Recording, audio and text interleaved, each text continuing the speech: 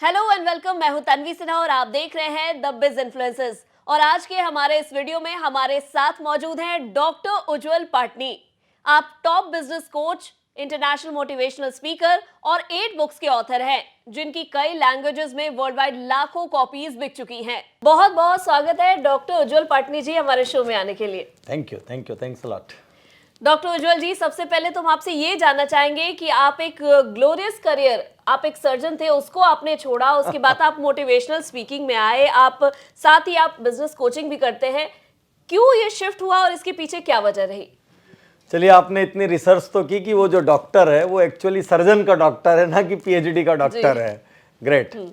मैं जब प्रैक्टिस करता था, मैं काफ़ी प्रसिद्ध था और अर्निंग काफ़ी अच्छी थी, लेकिन मुझे हमेशा ऐसा लगता था कि कुछ और बड़ा करना चाहिए। मैं जब लोगों को इंस्पायर करता था, उनसे बात करता था, वो लोग कुछ भी कर जाते थे, तो हमेशा कोई समस्या सुलझानी रहती थी, लोग मेरे पास हंसते थे, यार थोड़ा समझा दो इसको, और मैं उनकी समस्या सुलझाया करता था। तो एक दिन मैंने अपने आप से सवाल किया कि मैं इतनी अर्निंग, इतनी नेम फेम, रिकॉग्निशन के बाद भी इंजॉय क्यों नहीं कर पा रहा हूँ।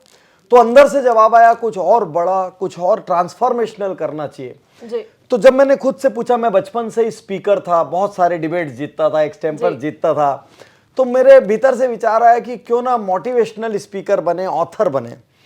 अब चूंकि करियर सक्सेसफुल था तो आसपास सबका विरोध था, तो मैंने सबको कहा कि 2 साल का टाइम दे दो, 2 साल में यदि मैं सफल नहीं हुआ तो वापिस लौट आऊंगा, और यदि सफल हो गया तो फिर हॉस्पिटल मैंने असिस्टेंट डॉक्टर्स को कहा तुम लोग रख लेना जी।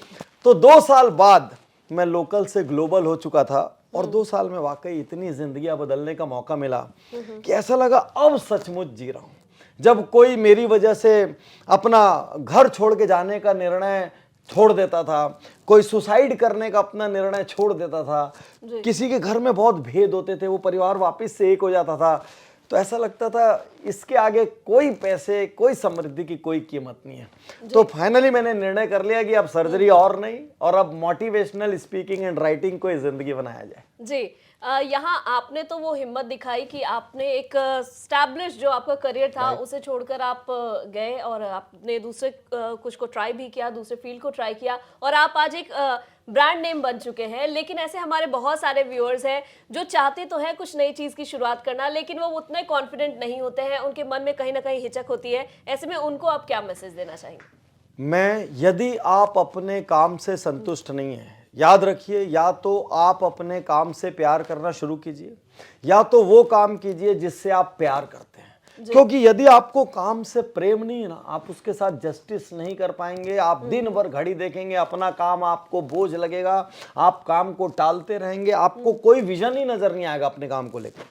तो यदि ये फीलिंग आपके मन के अंदर है, तो आप अपने आप से एक सवाल कीजिए, मैं कौन सी और चीज में एक्सेल कर सकता हूं जी। क्या उसकी मार्केट में कोई रिक्वायरमेंट है? एक बात यहाँ पे चेतावनी दे दूं, बहुत सारे लोग अलग अलग स्पीकर्स को सुन के, पुस्तकों को पढ़ के जोश में आ जाते हैं, रातों रात करियर छोड़ देते हैं। ये गलती बिल्कुल मत करना। हमेशा अपने पास पीछे कुशन रखना। मैंने प्रैक्टिस छोड़ी, मैंने सीधे नहीं छोड़ी कि आज रात को छोड़ दी। मैंने पहले हफ्ते में 3 दिन जाना शुरू किया, फिर ओनली क्रिटिकल केसेस हैंडल करना शुरू किया। याद रखिए, जब भी आप करियर शिफ्ट करें, स्टेप वाइज करें। सेकंड, पायलट रन करें। जो भी नया काम आप सोच रहे हैं, पहले उसका ट्रायल रन करके देखें कि वाकई में आपको तो लगता है आप में टैलेंट है, लेकिन मार्केट को लगता है कि नहीं आप में टैलेंट है। फर्स्ट चीज। एंड सेकंड चीज, आपका कॉन्फिडेंस भी बिल्ड होना चाहिए अपने सिस्टम पर, अपने प्रोडक्ट पर और अपने आप पर। तो धीरे धीरे करें। एक और चीज, जो भी नया करियर आप अपनाना चाहते हैं, उसमें पक्का पहले अपने स्किल सेट्स को इंप्रूव करें। दुनिया में कोई भी ऐसी जगह नहीं है जो फ्री ऑफ कंपटीशन जी। आप सोचेंगे दूसरी जगह घास हरी दिख रही, लेकिन ऐसा नहीं। जब वहां जाएंगे तो पता चलेगा वहां भी चैलेंजेस है। लेकिन यदि आप में टैलेंट है या आप सीख सकते हैं, तो निश्चित रूप से आपको करियर चेंज करना चाहिए, यदि आप अपने करियर से प्यार नहीं करते हो तो जी। बिजनेस कोचिंग आज एक काफी बज़वर्ड बन चुका है। बिजनेस ट्रेनर काफी सारे लोग आजकल मार्केट में भी दिखते हैं हमें, लेकिन एक्चुअली में क्या है बिजनेस कोचिंग, और इसे किस तरीके से आप लोग करते हैं, और एक इंडिविजुअल को कैसे आप एंटरप्रेन्योर में तब्दील करते हैं? आप सवाल बहुत शानदार कर रही हैं, क्योंकि बिजनेस कोचिंग ये जो टर्म है, ये बीते कुछ सालों के टर्म है। बिजनेस कोचिंग और बिजनेस कोचिंग की शुरुआत इंडिया में हम ही 2-3 लोगों ने की और आज मुझे 15 साल हो गया बिजनेस कोचिंग करते। बिजनेस कोचिंग क्या है? जो भी आप बिजनेस कर रहे हैं उसको सिस्टमैटिक तरीके से कैसे करें ये सीखना बिजनेस है। क्योंकि आप 99% लोगों को देखेंगे कि कोई कपड़ा दुकान खोल के रखा है, कोई ज्वेलरी का किसी का स्टोर है, एफएमसीजी का स्टोर है, किसी का कोई बड़ा सैलून है, किसी की कोई इंडस्ट्री है, छोटी मैन्युफैक्चरिंग इंडस्ट्री है। 99% लोगों ने उसका कोई एजुकेशन नहीं लिया है। या तो उनको अपने माता पिता से विरासत में मिला, या वो चीज़ उनके शहर में चलती थी इसलिए उन्होंने खोल दिया, या उनका कोई नाते रिश्तेदार करता था इसलिए उन्होंने खोल दिया। अब एक सीमा तक तो आ जाते हैं, 10-20-50 स्टाफ तक आ जाएंगे, एक लेवल ऑफ टर्नओवर तक आ जाएंगे।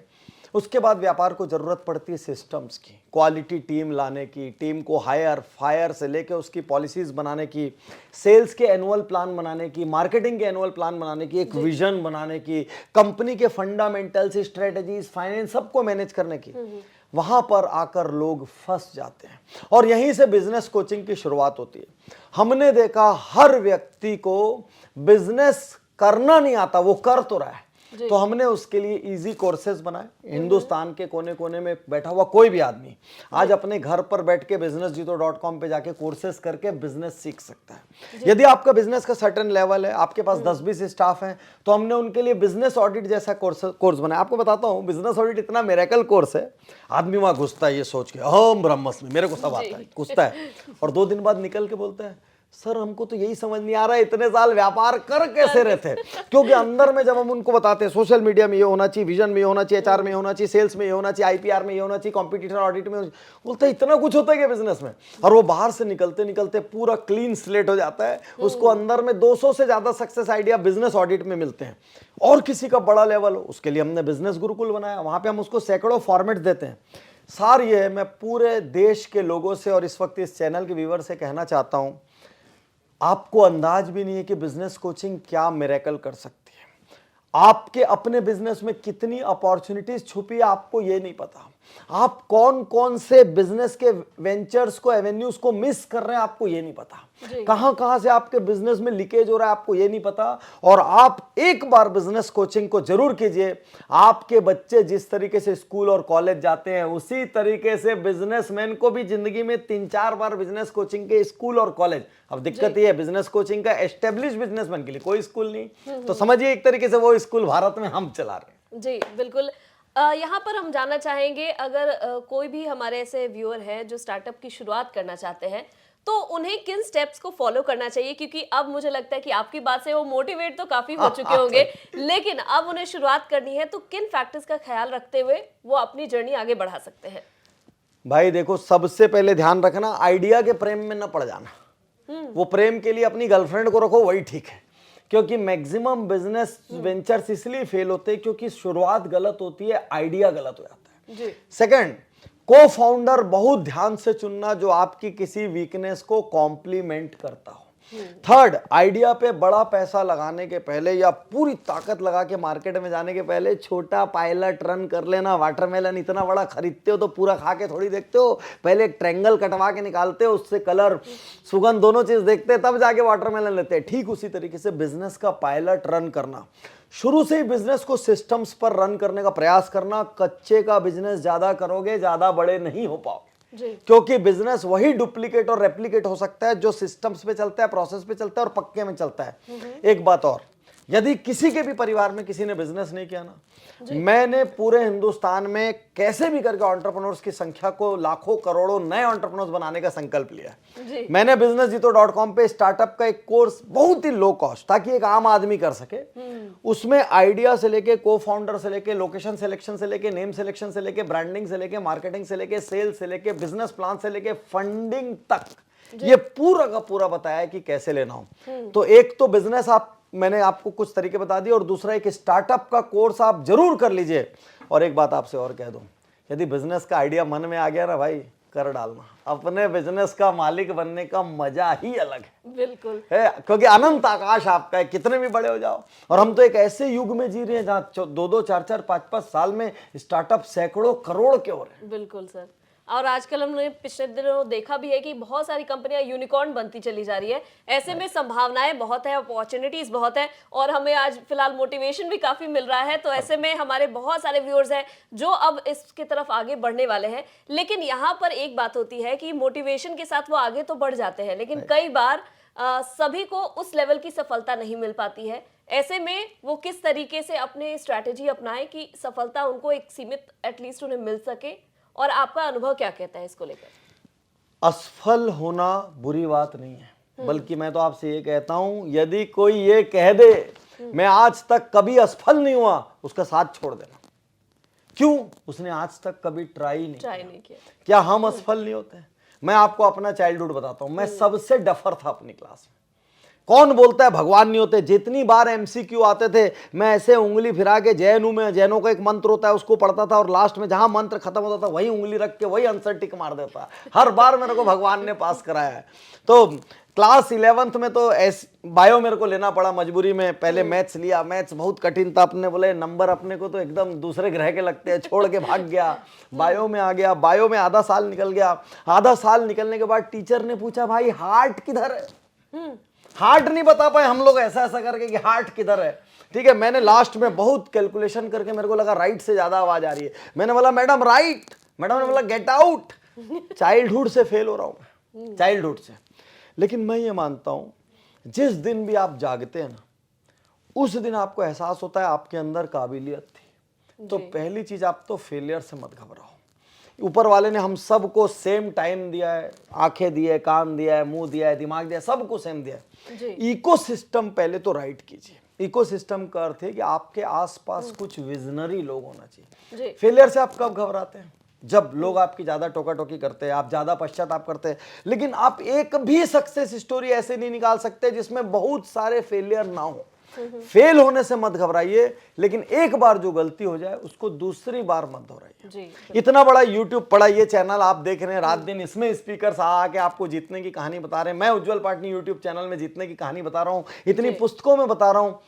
फेल होना बुरी बात नहीं है, लेकिन कोशिश करते समय पूरी ताकत लगाइए। ऐसा नहीं आधी अधूरी ताकत लगा के बहानेबाजी के साथ फेल हो जाए। जी बिल्कुल, आपने जैसा बताया कि अपनी जो असफलताएं हैं उससे घबराना नहीं है, असफल होना है लेकिन उससे सीखना है और आगे बढ़ना है। ऐसे में हम आपसे ये भी जानना चाहेंगे कि अगर किसी के पास कम लागत है, कम लागत वाली बिजनेस को कैसे वो शुरू कर सकते हैं, किन सेक्टर्स में वो बिजनेसेस हो सकते हैं, वो आपसे जानना चाहेंगे। कहाँ बिजनेस नहीं है? कभी कभी मैं सोचता हूँ आप घर में योगा अच्छे से करना जानती हैं, योगा इंस्ट्रक्टर का बिजनेस शुरू कर सकते हैं। आप किसी एक सब्जेक्ट में अच्छे हैं, आप ट्यूशन क्लासेस शुरू कर सकते हैं। आपको लिखने में अच्छा लगता है, आप कंटेंट राइटर बन सकते हैं। आपकी आवाज अच्छी है, आप कहीं पर वॉइस ओवर कर सकते हैं। आपको क्रिएटिविटी में इंटरेस्ट है, आप बर्थडे पार्टी, किटीज वगैरह के कॉन्ट्रैक्ट ले सकते हैं। आप कुकिंग में अच्छे हैं तो आप अपना एक यूट्यूब चैनल बनाकर एक फेमस यूट्यूबर हो सकते हैं। आपको उसी कुकिंग में आप अच्छे हैं तो आप लोगों के घरों के खाने के कॉन्ट्रैक्ट ले सकते हैं। ऐसे ऐसे बिजनेस आइडियाज। हमारे एक स्टूडेंट ने, जिसने हमारा बिजनेस ऑडिट बिजनेस गुरुकुल किया, उसने घरों की टंकियां क्लीन करने का बिजनेस शुरू किया।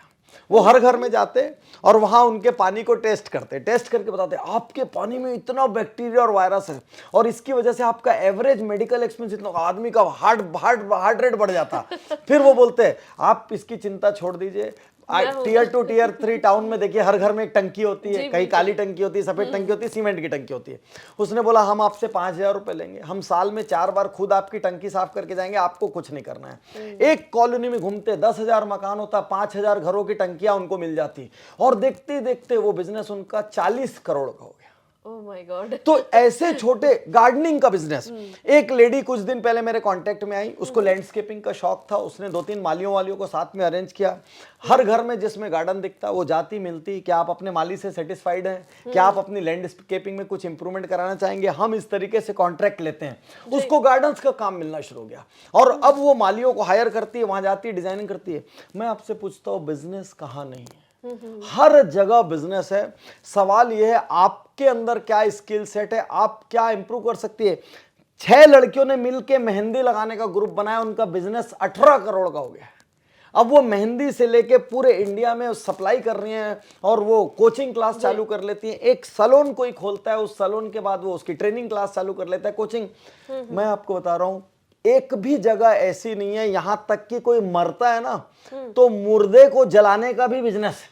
जी जी कि किसी आदमी को, मान लीजिए किसी के बच्चे बाहर पढ़ते हो, उनके घर में डेथ हो गई, उनको आने वाने में टाइम लग रहा है, तो बढ़िया से पूरा डेथ का अरेंजमेंट, पूरा फ्यूनरल का अरेंजमेंट, इसका भी स्टार्टअप है।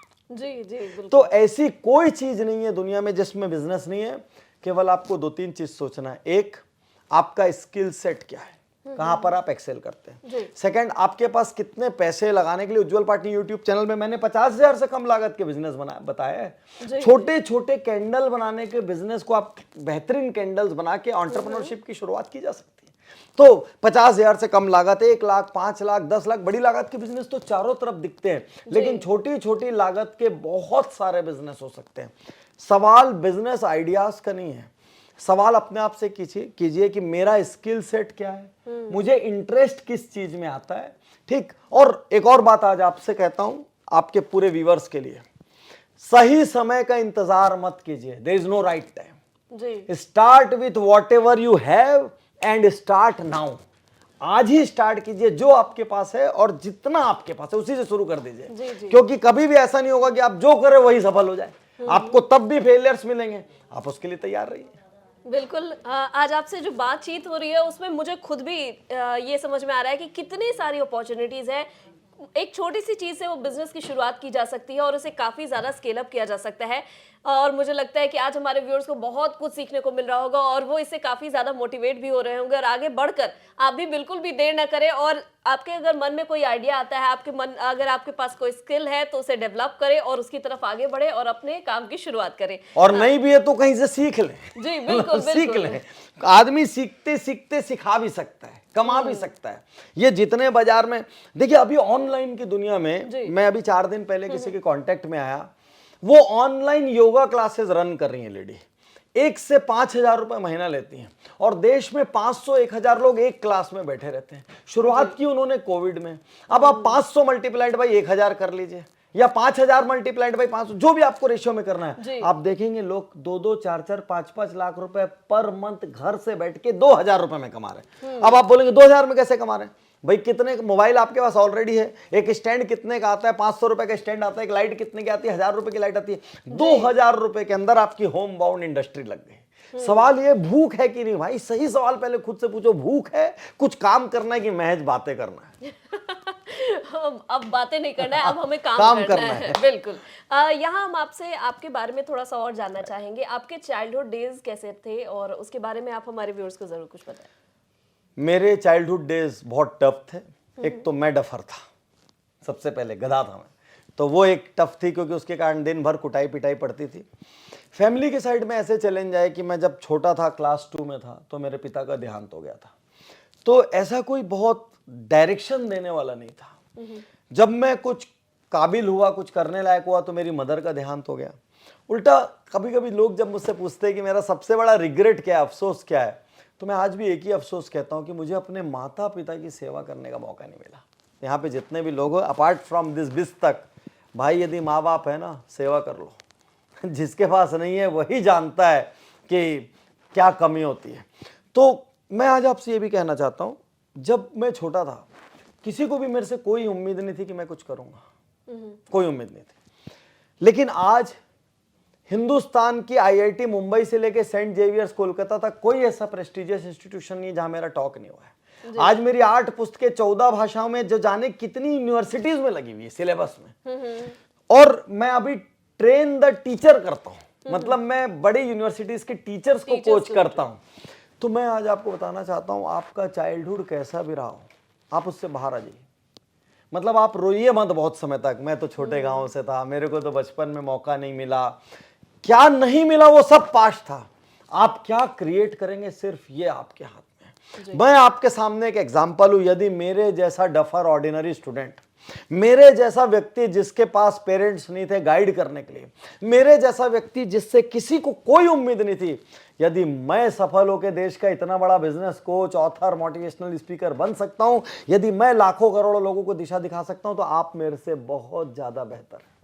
जी जी, मुझे लगता है कि अगर कोई काम करना चाहता है, कुछ बेहतर करना चाहता है जिंदगी में, तो किसी भी तरह के प्रॉब्लम्स उनको रोक नहीं सकती है। वो आगे जरूर बढ़ेंगे, वो अपनी मुश्किलों से लड़ेंगे और वैसे आगे बढ़ते सिर्फ चले एक जाएंगे। चीज का ध्यान रखे तो जी। बहाना ना बना। जी। 99% लोग हर पल अपना दोष किसी और पे डालने के लिए की बैठे कोशिश हैं। करते वो हैं। जी। आपको एक आदमी ऐसा नहीं मिलेगा जो बोलेगा मेरी जिंदगी के लिए मैं जिम्मेदार हूं।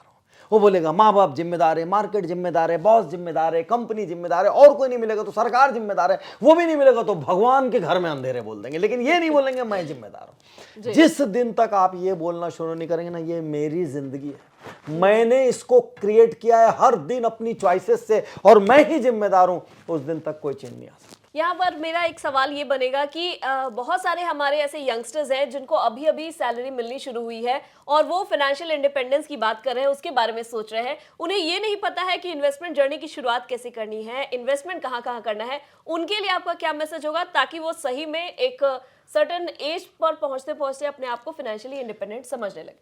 तो पहले तो उनसे ये सवाल होगा कि भविष्य में कैसा रहना चाहते हो, बढ़िया कर्जे के बोझ से दबे हुए या जिसके पास एसेट्स और वेल्थ हो। मैं ये मानता हूं जितनी अर्ली एज से आप इन्वेस्टमेंट शुरू करें लाइफ में उतना अच्छा है। जी। वो इन्वेस्टमेंट 500 रुपए महीने से भी शुरू होना तो कोई प्रॉब्लम नहीं है, लेकिन वेल्थ उन्हीं की क्रिएट होती है जो बहुत अर्ली एज से इन्वेस्ट करना चालू करते हैं, क्योंकि थोड़ा थोड़ा थोड़ा थोड़ा करके वो बहुत बड़ा होता है। जी। रूल 1। सेकंड, अपने एक्सपेंसेस को, ठीक है आप अपने पैशन के लिए, अपने कुछ सीखने के लिए, दैट इज गुड, बट सिर्फ दूसरों को दिखाने वाले जो एक्सपेंसेस होते हैं ना, जो क्रेडिट कार्ड के भरोसे होते हैं, वैसे एक्सपेंसेस से आप बचिए। इनफैक्ट मैं बहुत सारे अचीवर से मिलता हूँ। इनफैक्ट आप चलिए दुनिया के बहुत बड़े लोगों का नाम ले लेते हैं जिनको आप जानते हैं, वारेन बफे हैं, इंडिया में अजीम प्रेम जी, ऐसे जितने भी आप नाम ले लीजिए, आप आश्चर्य करेंगे ये सब लोग क्रेडिट कार्ड यूज नहीं करते। इन सब लोगों का कहना है कि हमने कभी किसी को दिखाने के लिए कोई एक्सपेंस नहीं किया। तो अपनी नीड पर आप खर्च कीजिए और पहले ही महीने से तय कर लीजिए कि मैं थोड़ा थोड़ा इन्वेस्ट करूंगा। जी। एक और बात, इन्वेस्टमेंट रूमर्स के आधार पर और टिप्स के आधार पर बिल्कुल मत कीजिए, किसी की न्यूज के आधार पर। इन्वेस्टमेंट फंडामेंटल्स पर कीजिए, क्योंकि फंडामेंटल्स कभी गलत नहीं होते। रूमर और टिप आज हैं और कल नहीं है। थर्ड चीज, ये गलती से भी मत सोचिए कि एक सर्टन एज का होऊंगा या इतना पैसा आ जाएगा उस दिन मैं इन्वेस्ट करूंगा, क्योंकि वो दिन कभी नहीं आता। जी। वो जो दिन है वो आज ही है आपके पास, आज ही शुरू कर दीजिए। और अब तो घर बैठे ऑनलाइन आप इन्वेस्टमेंट शुरू कर सकते हैं, किसी को स्टॉक मार्केट में करना हो या कुछ और करना हो। तो एक ही लाइन में आपसे कहूंगा, जितनी यंग एज से शुरू कर सको कर लो। जितने अननेसेसरी दिखावेबाजी के एक्सपेंसेस हैं उनको कर्टेल करके वेल्थ क्रिएशन पर आज से फोकस करो। जी बिल्कुल, और लगातार हम अपने व्यूअर्स को बताते भी रहते हैं पावर ऑफ कंपाउंडिंग, जितने जल्दी शुरुआत करेंगे उतना ज्यादा पैसा बनेगा। यहाँ पर हम आपसे जानना चाहेंगे, अभी आपने चर्चा में अपने बताया भी कि स्टॉक मार्केट में भी वो चाहे तो इन्वेस्ट कर सकते हैं। स्टॉक मार्केट के बारे में आपका क्या कहना है, किस तरीके से उसमें इन्वेस्टमेंट करना चाहिए और आगे आने वाले दिनों में किन सेक्टर्स में आपको ग्रोथ की संभावना नजर आ रही है?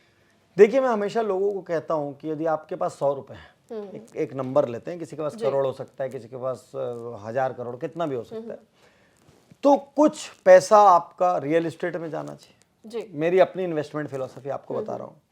कुछ पैसा आपका मेटल में जाना चाहिए, प्रीशियस मेटल्स में, क्योंकि हिंदुस्तान में आज भी गोल्ड का अपना एक सिग्निफिकेंस है और सबसे इजीली लिक्विडेबल एसेट है वो, कि आज आपको जरूरत पड़ी, घर में इमरजेंसी आ जाए तो 5 मिनट के अंदर आप गोल्ड को लिक्विडेट कर सकते हैं। जी।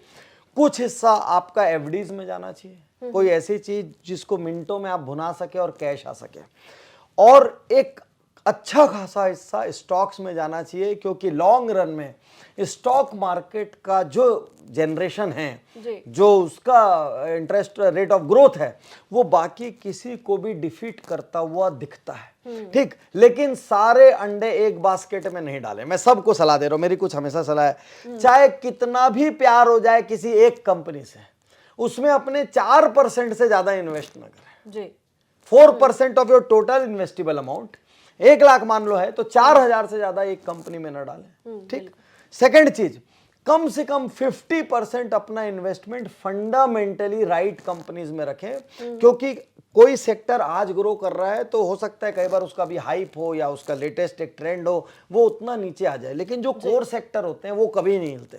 तो 50% इन्वेस्टमेंट फंडामेंटली राइट कंपनीज में करें, थोड़ा सा सीख कर करें, थोड़ा सा सीख कर। और एक और बहुत बड़ी सलाह, हर दिन मार्केट थोड़ा सा ऊपर गया, थोड़ा सा नीचे गया, देखते ना बैठे उसको, बहुत ज्यादा उस पर गौर न करें, थोड़ा लॉन्ग टर्म विजन रखें, नहीं तो पता चला बहुत कीमती स्क्रिप्ट आपके हाथ से निकल जाएगी।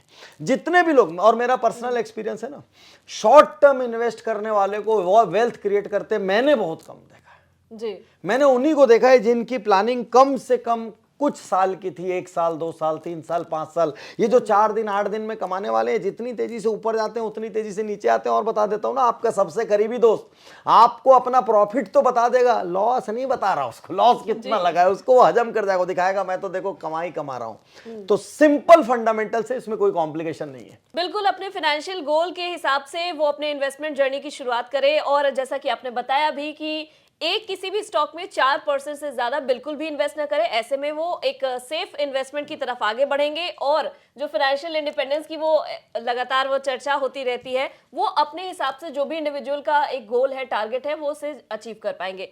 यहाँ मेरा अगला ये सवाल होगा कि लोगों के मन में पैसे को लेकर काफी ज्यादा मिथ रहता है, और साथ में अगर हम देखते हैं इंडियन ट्रेडिशन और इंडियन फैमिली कल्चर को, तो वहां पर तो पैसे को लेकर वो सोचते हैं कि आपको पैसा मिल रहा है उसको ज्यादा दिखाना नहीं है। पैसे को लेकर ये है कि आप कमा रहे हैं तो आपको जितनी नीड है उसी के हिसाब से कमाएं। लेकिन जैसा कि हम बात भी कर रहे हैं कि अपॉर्चुनिटीज इतनी सारी, हम क्यों ना पैसा कमाएं, और पैसे के अराउंड जो ये मिथ है उसे कैसे बस्ट करें हम?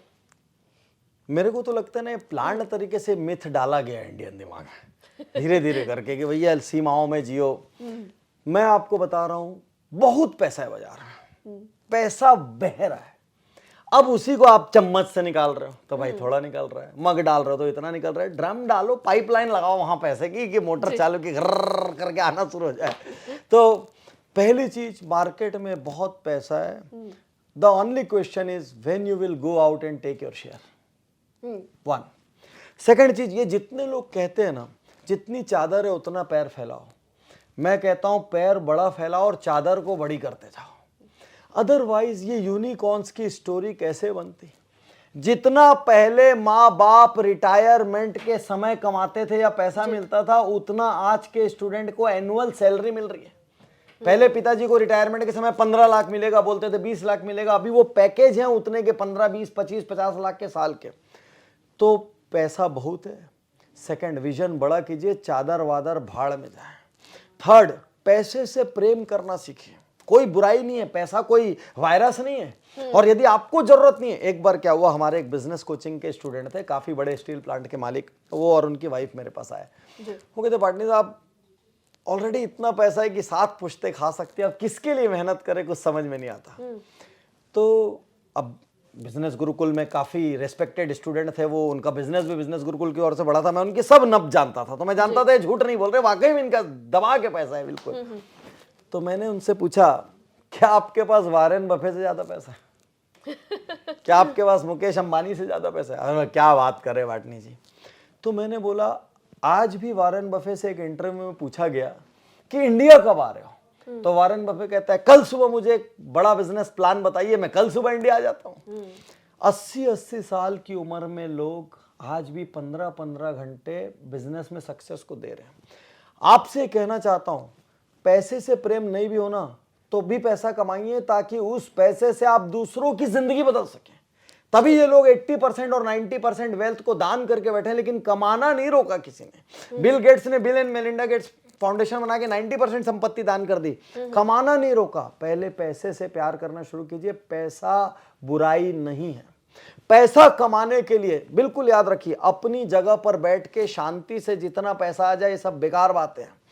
जिस जगह रहना वहां पे आपको नंबर 1 रहना है। यदि आप व्यापार में हैं तो आपकी भूख कितनी होनी चाहिए कि मैं अपने शहर का नंबर 1 बिजनेस ओनर बनूं अपने सेक्टर में।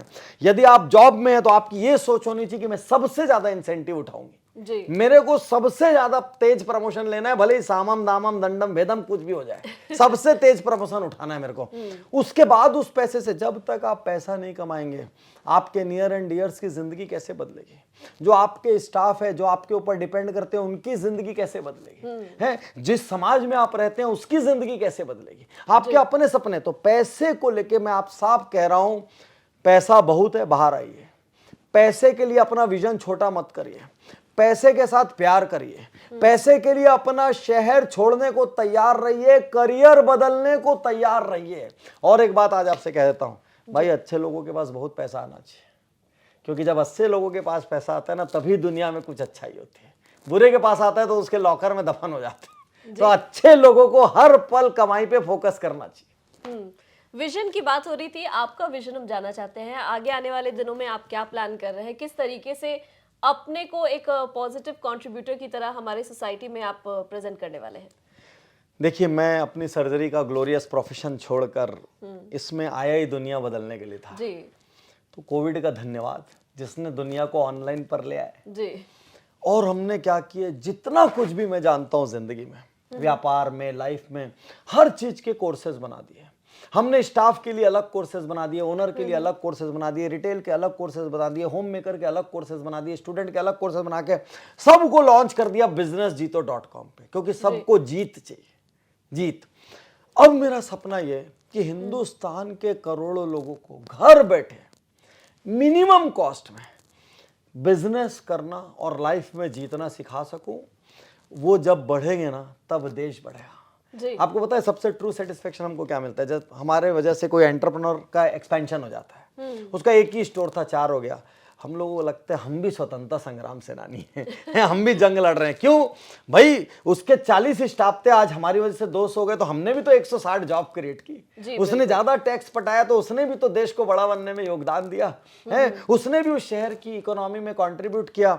और इसीलिए जितने भी लोग मेरे पास मेंटरिंग कराने आते हैं, बिजनेस कंसल्टेंसी लेने आते हैं, मैं चाहता हूं वो ग्रो कर जाए, क्योंकि वो ग्रो करेंगे तो जॉब भी क्रिएट करेंगे, इकोनॉमी को कंट्रीब्यूट करेंगे। और ये भी आज के आधुनिक युग में, जब सीमाओं पे लड़ने का उतना मौका नहीं है, इकोनॉमी ही असली विश्व युद्ध है जी, कि कौन सा देश समृद्ध होगा और कौन सा देश दुनिया को चलाएगा, ये असली विश्व युद्ध है। तो एक लाइन में यदि मेरा विजन कहूं तो कम से कम 5 करोड़ लोगों को मुझे एंटरप्रेन्योर बनाना है। बिल्कुल। और हम यही उम्मीद करेंगे कि आपका ये जो विजन है ये बिल्कुल सक्सेसफुल हो, हमारे देश में ज़्यादा से ज़्यादा एंटरप्रेन्योर आए, उनकी वो जो माइंडसेट है वो बदले, पैसे आए और हमारा देश ऐसे ही ग्रो करता रहे, एक वर्ल्ड इकोनॉमी में एक बड़ा नाम हो जाए हमारा देश। यहाँ पर आपके साथ एक छोटा सा रैपिड फायर राउंड हम खेलना चाहेंगे, जहाँ मेरे सवाल होंगे और आपसे छोटा सा एक जवाब चाहेंगे, ताकि आपके बारे में हमारे जो व्यूअर्स है वो और बेहतर तरीके से जान सकें। जी, सबसे पहला तो मेरा ये सवाल होगा कि अगर आप मोटिवेशनल स्पीकर और अगर आप बिजनेस कोच नहीं होते और सर्जरी में भी नहीं होते, तो आपका अलग का पैशन, मतलब दूसरा इंटरेस्ट आपका क्या? मैं गीत लेखक होता, लिरिसिस्ट होता। आप कभी उज्जवल पाटनी यूट्यूब चैनल पर देखेंगे तो मेरा एक गाना है, मैं तैयार हूं, उसको 20 मिलियन से ज्यादा लोगों ने देखा, और यूट्यूब पे उसके सैकड़ों वर्जन है। हर आईएएस कोचिंग या कंपनी कॉर्पोरेट की कॉन्फ्रेंसेस हर हफ्ते उस गाने को बजाती है। वो मेरा लिखा हुआ गाना है, मेरा कंपोज किया हुआ गाना है। मैंने एक प्रेयर कंपोज की, प्रभु तुम मुझे शक्ति दो, वो हिंदुस्तान के 10,000 ऑर्गेनाइजेशन और आप सब व्यूअर्स को मैं फ्री कर रहा हूं बिना कॉपीराइट। आप अपने स्टोर्स के, अपने बिजनेस ऑर्गेनाइजेशन की शुरुआत उस प्रेयर से कीजिए। हिंदू, मुस्लिम, सिख, ईसाई कोई भी हो, वो प्रेयर को आनंद से गाएगा, कोई जात पात नहीं है उसमें। तो यदि मैं नहीं होता तो मैं पक्का गीत लेखक होता, और हूं तो भी क्या फर्क पड़ता है, अभी अगला प्लान तब भी वही है तब भी अगला प्लान वही है, करियर चेंज का। जी, आपकी हॉबी अगर हम जानना चाहें, क्या आपको पसंद है, फ्री समय में आप क्या करते हैं? मेरे को बहुत ज़्यादा नॉनसेंस पसंद है। बाहर से मैं सीरियस नजर आता हूँ, लेकिन सबसे ज़्यादा मस्तीखोर आदमी हूँ। मैं यदि कोई OTT देखना शुरू कर दूंगा तो विश्वास मानिए उसके 9 एपिसोड भी हैं तो मैं एक ही रात में ख़त्म कर दूंगा। मैं आज भी बच्चों के साथ कंचे खेलता हूँ, गुल्ली डंडा खेलता हूँ। मैं रास्ते में कहीं कार से जा रहा हूँ, मेरे को क्रिकेट खेलते छोटे छोटे बच्चे दिख जाते तो उतर के 2 घंटे उनके साथ क्रिकेट खेल लेता हूँ। तो मैं जिंदगी का हर दिन मजा उठाता हूँ और हर दिन इडियट दिवस मनाता हूँ, आनंद में जीना। जी, और आपका यही लाइवलीनेस जो है वो आपके लोगों में वो स्प्रेड होता है। जब आप लाइव ऑडियंस के पास जाते हैं और उनसे बात करते हैं तो वो वाइब्रेशन, वो एनर्जी उन तक पहुंचती है और तभी वो इतने ज्यादा मोटिवेट हो जाते हैं। आप कभी हमारे लाइव सेशन में आइए, हम आपको गेस्ट के रूप में इनवाइट करते हैं। बिल्कुल, आप बिल्कुल। आइए, जब आप वहां देखेंगे कि हर 10 मिनट में डांस हो रहा है, किसी को मुक्के पड़ रहे हैं, किसी को कान खींचना पड़ रहा है, किसी को दौड़ना पड़ रहा है, किसी को मुर्गे की आवाज निकालनी पड़ रही है, वहां 100 करोड़ 500 करोड़ 1000 करोड़ का आदमी परेशान होता है। 8 घंटा कहाँ गया, 10 से 6 उसको पता ही नहीं चलता। जी। वो बोलता है सर ऐसे भी लेक्चर्स होते क्या, और पूरी बात खेल खेल में कब हम अंदर उतार देते हैं। तो आप कभी जरूर आइए। तो यस, यही जो मेरा लाइवलीनेस है ना, क्योंकि मैं आनंद ले रहा हूँ इस काम में। आप बिलीव कीजिए, मैं इतना प्यार करता हूँ ना अपने काम से, इतना प्यार कि मेरे को 24 घंटे भी कम लगते हैं। जी। अगर मैं आपसे आपका बेस्ट इन्वेस्टमेंट अब तक का पूछूं तो वो क्या होगा? क्या स्टॉक मार्केट में पूछ रही हैं? दोनों तरीके से आपको लगता है कि आपने पैसे जहां लगाए हो वो बहुत सक्सेसफुल रहा, और एक स्टॉक मार्केट का भी। नहीं, मैं बैलेंस्ड इन्वेस्टमेंट करता हूं। मैं रियल एस्टेट में लगाता हूं, मैंने जो बताया, मैं गोल्ड में लगाता हूं, मैं स्टॉक मार्केट में लगाता हूं। तो अभी एक लकीली मेरा बहुत तगड़ा इन्वेस्टमेंट हुआ, क्योंकि आपके यहाँ सब कोई गहरी बात भी तो बताना चाहिए, असली जहां माल बना हो। जी। तो जब कोविड के दिन एक दिन अचानक बाजार डाउन हुआ था, जम के डाउन हुआ था कोविड के दौरान, मार्च अप्रैल में, तो उस दिन हम लोगों ने जम के स्टॉक्स की परचेजिंग की जी। थी। तो वो जैसे बोलते हैं ना कि लॉटरी लग गई वाला हाल हो गया था उस दिन। तो आज तक अफसोस है कि उस दिन अकाउंट में और पैसे क्यों नहीं थे, मतलब जितना था पूरा लगा दिया। तो उस दिन हमारी लॉटरी लगी थी। लेकिन मैं आज भी, ये तो एक पहलू हुआ, लेकिन चाइल्डहुड में वो हर्षद मेहता के जमाने में, मैं हाफ पेंट इन्वेस्टर हूँ, तो हर्षद मेहता वगैरह के जमाने में हमने ऐसा खोया है कि 1000 रुपए की स्क्रिप्ट 1 रुपए की हो गई। तो दोनों चीजें हमने देखी है। इसलिए फिर से कहता हूँ, आपके सवाल के जवाब भी वही है। मैं real estate, metal, FDs and stocks बराबर इन्वेस्टमेंट रखता हूँ, ज्यादा एक्सपोजर स्टॉक में रखता हूँ। जी। आप तो इन्वेस्ट सब में बराबर रखते हैं, लेकिन रिटर्न किसने सबसे ज्यादा आपको दिया है? Stock market and real estate. जी। वर्स्ट इन्वेस्टमेंट आपका क्या रहा जहां आपको लगा हो कि आपको नुकसान हो गया हो? नाम सहित बताऊं? आप बता सकते हैं? बता ही दूं आज। अभी मैंने इस पे एक वीडियो निकाला, फ्यूचर ग्रुप अभी जो बंद हुआ पूरा बिग बाजार। हमने सोचा भाई बहुत ज्ञानी आदमी, हम डॉक्टर उज्जवल वाटनी बिजनेस कोच हैं, तो यहाँ तो 2 बड़े आदमियों की लड़ाई हो रही है, जेफ बेजोस और मुकेश अंबानी की। तो अमेजॉन और रिलायंस की लड़ाई थी कि कौन लेगा बिग बाजार को। हमारे सारे ग्रुप ने उठाया और फ्यूचर ग्रुप में इन्वेस्ट कर दिया, और उसके बाद ना तो वो अमेजॉन को मिला, और भाई मुकेश भाई अंबानी उसको पीछे से ऐसा निकाल के ले गए स्टोर को कि सामने किसी को कुछ मिला ही नहीं, कंपनी बीमार पड़ गई और हम सब लोगों के डूब गए। इससे समझ आया कई बार बड़े बड़े लीडर पे दाव लगा के भी फेल हो सकते हो जब समय बुरा हो तो। जी। अगर मनी और पावर में से अगर एक चीज चुनना हो तो क्या चुनेंगे? पावर, क्योंकि पावर से मनी पैदा हो जाती है। आपने बताया भी और हमें भी पता है कि आपने 8 किताबें लिखी है, लेकिन उन किताबों के अलावा अगर आपसे पूछा जाए कि आपका फेवरेट बुक कौन सा है जो आप हमारे व्यूअर्स को रिकमेंड करना चाहें? पहले तो मैं अलग होके, तटस्थ होके भी मैं अपनी एक बुक रिकमेंड करना चाहूंगा सबको, पावर थिंकिंग। जी। वो इंडिया की पहली वर्कशीट स्टाइल की बुक है जिसमें 18 वर्कशीट दी गई हैं। तो जब आप उसको भरते हुए पढ़ते हो ऐसा लगता है सेमिनार चल रहा है। जी। ठीक। तो पावर थिंकिंग, यदि बिजनेस ओनर्स कोई मुझसे पूछेंगे तो मैं उनको ई मिथ सजेस्ट करना चाहूंगा। ई मिथ बहुत ज्यादा अमेजिंग बुक है, तो मैं ई मिथ सजेस्ट करना चाहूंगा। बाकी तो फिर अलग अलग बहुत सारी बुक्स है अलग अलग सेक्टर की। जी। आपका फेवरेट गाना क्या है जिसे आप बार बार गुनगुनाते हैं और आपको काफी पसंद हो? तो मैं हर स्टेज पे गाता हूँ गाना, नीले नीले अंबर पे। तो 2 लाइन आप कहें तो गाते बिल्कुल हैं। बिल्कुल बिल्कुल। नीले नीले अंबर पे चांद जब आए, प्यार बरसाए, हमको तरसाए, ऐसा कोई साथी हो, ऐसा कोई प्रेमी हो, प्यास दिल की बुझा जाए। यही बहुत फेवरेट है। और मुझे लगता है कि आप तो ना ही लिरिसिस्ट, आप खुद सिंगर भी बन सकते हैं अपने गाने। मैं खुद कंफ्यूज हूँ 6-7 कैरियर में अभी अगला क्या करना है। मुझे लगता है आप एक सर्जन रहे, उसके बाद आप बिजनेस कोच, मोटिवेशनल स्पीकर, और आगे आने वाले दिनों में और भी बहुत सारी अपॉर्चुनिटीज, मुझे लग रहा है कि आपके बहुत सारे फेजेस, बहुत सारे आयाम हमें देखने को मिलने वाले हैं। संभव है, 100% संभव है। मेरी बकेट लिस्ट में लिखे हुए, बता नहीं रहा हूँ अभी आपको। कोई अच्छा, मेरा अगला सवाल भी यही था कि नेक्स्ट आप आगे आने वाले 5 सालों में कुछ ऐसी चीज अलग कुछ करना चाहते हैं, कुछ आपके बकेट लिस्ट में है जैसा अभी आप बता रहे थे? मैं जितनी भी मैं आप सबको सफल होने का एक और तरीका बताता हूँ। जो भी आपके सपने हैं ना, आपको भी बता रहा हूँ, जो भी आपके सपने हैं उसको ना आप इमेज बना के पोस्टर बनाइए। हम लोग क्या करते हैं कि जैसे मान लो मेरा बॉडी बिल्डिंग का सपना है या कोई गाड़ी खरीदने का सपना है, तो हम अपने सपनों की एक विजुअलाइजेशन शीट बनाते हैं जिसको हम नाम देते हैं विजन बोर्ड। जी। और उस विजन बोर्ड में अलग अलग फोटो लगी रहती है। तो उसमें क्या करते हैं, मान लो किसी की बॉडी हमको अच्छी लगी तो उसके फोटोशॉप करा के उसकी गर्दन हटा के अपनी गर्दन उसमें लगा के उसको सामने, तो मेरे बाथरूम में, मेरे बेडरूम में, मेरे ऑफिस में, सब जगह मेरे 6-6 फीट के विजन बोर्ड है। तो उन विजन बोर्ड में हेल्थ कैसी चाहिए, दुनिया में कहाँ घूमना है, यदि बंजी जंपिंग करना है तो कहाँ से करना है, स्काई डाइविंग करना है तो कहाँ से करना है, ऑफिस बनाना है तो कैसे बनाना है, अवार्ड लेना है तो कौन सा लेना है, कौन से टीवी शो में जाना है, अगले 5 साल का सारा कुछ इमेज फॉर्मेट में क्रिएट करके चिपका हुआ रहता है। वो रोज मेरे से पूछता है, पाटनी जी क्या कर रहे हो, है कब मेहनत करना शुरू करोगे। तो विजन बोर्ड आप बनाइए। तो मेरे सपने बहुत सारे, इनफैक्ट आप कहेंगे कि मतलब जैसे बोलते हैं ना, सपनों से भरा पूरा आदमी, हर फील्ड का सपना है मेरे पास। तो मुझे एक गाना लिखना है अभी जो फिल्मों में आना चाहिए, मुझे किसी एक फिल्म में एक्टिंग करनी है, मुझे वर्ल्ड में कोई एक खास जगह पे जाके वहीं पर प्लेन से छलांग मारना है। तो इस तरीके के मेरे 10-12 सपने बने हुए। कभी मौका मिलेगा तो आपको व्यक्तिगत रूप से बताएंगे। जी। फेवरेट आपका डेस्टिनेशन जहाँ पर आप घूमना चाहते हैं और अभी तक आप वहाँ गए नहीं हैं? जहाँ, तो इसमें 2 हिस्से, पहले जहाँ गया हूँ, मेरा सबसे फेवरेट डेस्टिनेशन स्विट्जरलैंड है जहाँ मैं बार बार जाता हूँ। और सेकेंडली मेरा दूसरा सबसे फेवरेट डेस्टिनेशन जहाँ मैं अभी तक गया नहीं, वो मुझे नॉर्दर्न लाइट्स देखने जाना है, वहाँ अभी तक मैं नहीं जा पाया हूँ। जी। अगर आप अपने आप को एक शब्द में डिफाइन करना चाहें तो वो शब्द क्या होगा? जिंदा। बिल्कुल, बहुत बढ़िया। और हर दिन हर पल जिंदा। पिक्चर हॉल में जाऊंगा तो सीटी मार के नीचे मुंह छुपा लूंगा ताकि पता ना चले सीटी किसने मारी। किसी बीच पे जाऊंगा तो सबसे ज्यादा एक्सपेरिमेंटल कपड़े पहने मैं ही नजर आऊंगा। किसी एडवेंचरस एक्टिविटी में जाऊंगा तो सबसे रिस्की, जिसमें जान जाने का रिस्क है, वो मैं ही करूंगा सबसे पहले। तो जिंदा। जी। इन्वेस्टमेंट की बिगेस्ट लर्निंग अगर आपसे पूछे, इन्वेस्टमेंट जर्नी में आपको बिगेस्ट लर्निंग क्या मिली?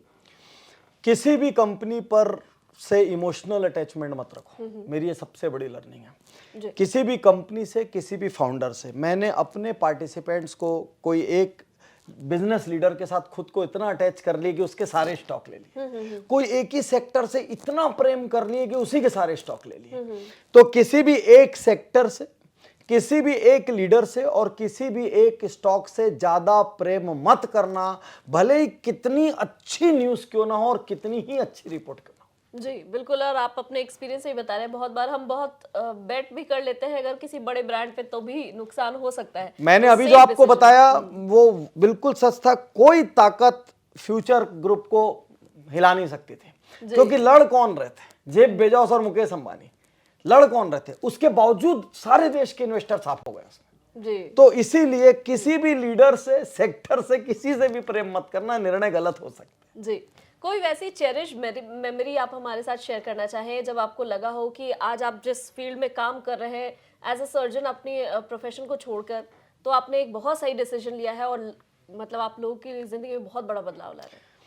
तन्वी जी, मैं आपको क्या बताऊं, मतलब ऐसे एग्जाम्पल्स हर दिन है। जैसे अभी कुछ दिन पहले एक व्यक्ति जिसने हमारा बिजनेस गुरुकुल नाम का कोर्स ज्वाइन किया था, वो जब ज्वाइन किया था तो उसने आके कहा था कि पाटनी साहब, मेरे पास पे करने के लिए पैसे नहीं है, लेकिन आप तो बोलते हो कि इससे बहुत कुछ सीखा जा सकता है और कमाया जा सकता है। सर, यहीं से कमा के चुकाऊंगा आपको, क्या आप मुझे अलाउ करेंगे? और पता नहीं उस दिन मेरा क्या मन चल रहा था, मैंने उसको फ्री ऑफ कॉस्ट एंट्री दे दी। जी। जबकि 4-5 लाख का कोर्स था, वो वाला सबसे बड़ा कोर्स था, वो फ्री ऑफ कॉस्ट एंट्री दे दी। जी। और उसके बाद अभी कुछ दिन पहले वो और उसकी वाइफ आए। आप आश्चर्य करेंगे, उसने शादी के बाद पहली बार अपनी वाइफ को गोल्ड का कोई सामान गिफ्ट किया।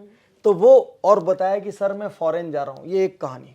एक व्यक्ति जो पूरी तरीके से कर्जे में डूबा हुआ था, उसने मान के चली कि सुसाइड का कहीं ना कहीं निर्णय ले लिया था। उसकी भाषा और ये सब मुझे बतला रही थी।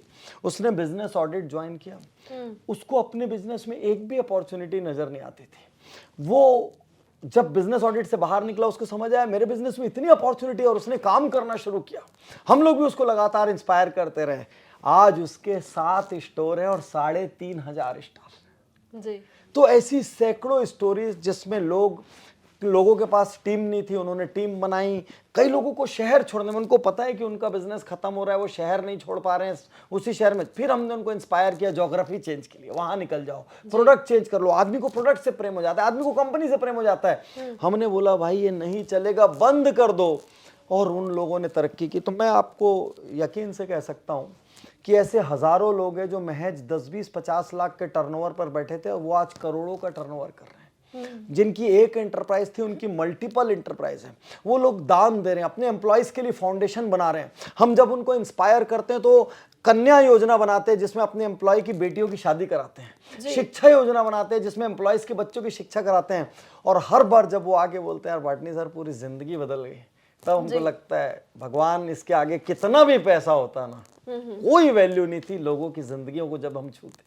जी, और यहीं पे तो बिजनेस कोच का एक बहुत बड़ा महत्व हमें समझ में आता है कि आप जैसा बता रहे हैं कि जहां अपॉर्चुनिटीज लोगों को नहीं दिखती है वहां पर बिजनेस कोच और आप जैसे मेंटर जो होते हैं वो उन्हें गाइड करते हैं, उन्हें आगे बढ़ाते हैं। और डेफिनेटली आपकी कोचिंग के अलावा जिस तरीके से आप लोगों से बात करते हैं, जिस तरीके से मोटिवेट करते हैं, वो उन्हें नेक्स्ट लेवल पर ले जाता है। और जहां उन्हें संभावनाएं थोड़ी दिख भी जाती होंगी, अगर वो थोड़ा घबरा भी रहे होंगे, तो आपकी बातों से वो इतने मोटिवेट हो जाते हैं कि सक्सेस तो मिलनी ही मिलनी है। मैडम यहाँ पे मैं ऐड करना चाहता हूँ, जैसे कल यहीं दिल्ली में मेरा सेशन था। मेरे सेशन में एक इरिगेशन के पाइप बनाने वाले 300-400 करोड़ के बिजनेस ओनर अपनी वाइफ के साथ आए थे जी। एक बहुत बड़े सर्जन जिनका बहुत बड़ा हॉस्पिटल है देहरादून में, वो अपनी वाइफ के साथ आए थे। 50-60 साल की एज के लोग जो ऑलरेडी 300-400 करोड़ में बैठे हैं, जब वो आपके सेशन से एक दिन निकल के बोलते हैं सर इतना कुछ करने को तो पता ही नहीं था, हम तो अपने आप को महाज्ञानी मान के चलते थे। और वो जब इंस्पायर होके बोलते हैं यार वाटनी साहब मजा आ गया, सेशन ने जिंदगी बदल दी, अगले 10 साल व्यापार कैसे करे रास्ता मिल गया। तो मैं सबसे कहना चाहता हूँ जिनको भी लगता है ना आपको सब कुछ आता है, बस एक बार बाहर निकलिए और एक सेशन में हमारे आकर देखिए क्या होता है, तब आपको समझ आएगा आप जितना भी जानते हैं उसके परे दुनिया बहुत है, बहुत कुछ है जो हमको नहीं दिख रहा है। तो हम लोग एग्जांपल भी देते हैं, जब बचपन में आपने शतरंज खेला है कभी? जी। तो शतरंज जब 2 लोग बचपन में खेलते थे तो कोई तीसरा आता था, हम उसको पहले बोलते थे बीच में नहीं बोलना, क्यों? उसको दिख जाता था मर क्या रहा है। तो ठीक इसी तरीके से जो बिजनेस में खुद उलझा ना, वो 100 करोड़ का हो, 200 करोड़ का, 500 करोड़ का, उसको अपने बिजनेस में बहुत सारी चीजें नहीं दिख रही है जो एक बिजनेस कोच उसको दिखाता है। जी, और बिल्कुल आपके एग्जाम्पल्स भी इतने इंटरेस्टिंग रहते हैं। अभी आपने बताया बिल्कुल वैसे ही ऊपर से जो देख रहा है, जो बाहर से देख रहा है, वो ज्यादा बेहतर तरीके से आपकी कंपनी में, आपके बिजनेस में ग्रोथ की संभावनाएं बता सकेगा और ऐसे ही आप इम्प्रूव कर सकेंगे। डॉक्टर उज्जवल जी, आप आज हमारे शो में आए और इतना वक्त दिया, इतने अच्छे तरीके से बिजनेस को कैसे शुरू करना है, किस तरीके से उसे आगे लेकर जाना है उसके बारे में बताया, इन्वेस्टमेंट के बारे में भी हमारे व्यूअर्स को बताया, उसके लिए आपका बहुत बहुत शुक्रिया। देखिए इंडिया टुडे ग्रुप का इनविटेशन था, ग्रुप बोलता हूँ उसके लिए तो आना ही था, क्योंकि मेरी जिंदगी की एक याद आपके साथ जुड़ी हुई है। जब पावर थिंकिंग मेरी बुक रिलीज हुई तो पहली बार किसी मैगजीन ने मेरी बुक पे फुल पेज का रिव्यू छापा और टाइटल में लगाया पॉजिटिव थिंकिंग से आगे पावर थिंकिंग। मेरे समाज में उस वक्त, मेरे घर परिवार में मेरा वेटेज बढ़ गया, सब हर किसी को मैं दिखाता रहा, देखो इंडिया टुडे ने छापा, इंडिया टुडे ने। तो वो शुरुआती दौर की यादें थी। तो जब आपका इन्विटेशन आया तो कोई चांस ही नहीं था कि हम नहीं आते। बहुत बहुत शुक्रिया इतना वक्त दिया, और उम्मीद है आप हमारे शो में ऐसे ही आते रहेंगे और हमारे व्यूअर्स को अपने एक्सपीरियंस, अपनी लर्निंग और अपने जितनी भी नॉलेज है उसे और मोटिवेट करते रहेंगे। और आने वाले दिनों में वो आपको जरूर वैसे मैसेजेस देंगे, आपको वैसे कमेंट्स में जरूर लिखकर बताएंगे कि उन्होंने अपनी बिजनेस की शुरुआत की और उसका मोटिवेशन आपके जरिए उनको मिला था। आपके चैनल के लोग अपने बिजनेस में खूब सफलता पाए, खूब ग्रोथ करे, क्योंकि इससे हमारा विजन भी तो पूरा हो रहा है, इंडिया को बदलना है, इकोनॉमी में कंट्रीब्यूट करना है। और आपके क्वेश्चंस बहुत शानदार थे, आपकी रिसर्च भी बहुत बढ़िया थी। Thank you once again. Thank you so much. Doctor Ujjwal ji से हमारा आज का ये इंटरेक्शन काफी मोटिवेटिंग और इन्फॉर्मेटिव रहा। वीडियो को लाइक और शेयर जरूर करें। साथ ही अगर आपने अभी तक बिज़ तक को सब्सक्राइब नहीं किया तो फटाफट कर ले। द बिज़ इन्फ्लुएंसर्स का यह 15वां एपिसोड था। आई होप हमारे सीरीज ने आपको इन्वेस्टमेंट, शेयर मार्केट और बिजनेस के बारे में बहुत जानकारियां दी होंगी। हमारे एक्सपर्ट गेस्ट के एक्सपीरियंस से आपको बहुत कुछ सीखने को मिला होगा। अगर आपने पहले के एपिसोड्स नहीं देखे हैं तो हमारे चैनल पर द बिज़ इन्फ्लुएंसर्स के डेडिकेटेड प्लेलिस्ट में जाकर आप सभी इंटरैक्शंस देख सकते हैं, जहां डॉक्टर विवेक बिंद्रा, सीए रचना, प्रांजल कामरा, परिमल अडे, अंकुर वारिकू, अनंत लड्डा जैसे टॉप इन्फ्लुएंसर्स और एक्सपर्ट से हमारी बातचीत आपको मिल जाएगी। साथ ही बिजनेस जगत की तमाम छोटी बड़ी खबरों से अपडेटेड रहने के लिए बने रहे हमारे साथ और देखते रहे बिज़ तक। नमस्कार।